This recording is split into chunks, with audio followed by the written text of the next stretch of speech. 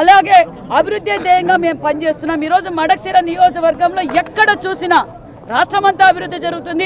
మరి మడకశిర ప్రాంతం ఈ చివరన ఉండేది. మరి మడకశిర అభివృద్ధి లోచుకోలేదు గత 5 సంవత్సరాల నుంచి. ఇప్పుడు మడకశిరలో అభివృద్ధి ధ్యేయంగా పరుగులు పెడుతుందన్న విషయం ప్రజలందరూ తెలుసు. దానికి నిదర్శనమే ఈ రోజు మాకు పూల వర్షం కురిపించారన్న విషయాన్ని కూడా తెలియజేస్తున్నాం. మరి మేము ఇచ్చిన సంక్షేమ పథకాలు అందాయా లేదా, ఏమైనా టెక్నికల్ ప్రాబ్లం ఉందా అనే విషయాలు కూడా కనుక్కున్నాం. టెక్నికల్ ప్రాబ్లమ్స్ కొన్ని ఉన్నాయి. దీపం 2 కింద సిలిండర్లు అందాయి. అదేవిధంగా తల్లి వందనం అందింది. అదేవిధంగా ఉచిత ఇసుక, ఎక్సైజ్ పాలసీ, ఎంఎస్ఎంఈ పార్కులు, పరిశ్రమలు ఈరోజు రాష్ట్ర వ్యాప్తంగా ఈరోజు భారతదేశంలో ఏ రాష్ట్రంలో అభివృద్ధి జరుగుతుందంటే ఆంధ్రప్రదేశ్ వైపే చూస్తున్నాం.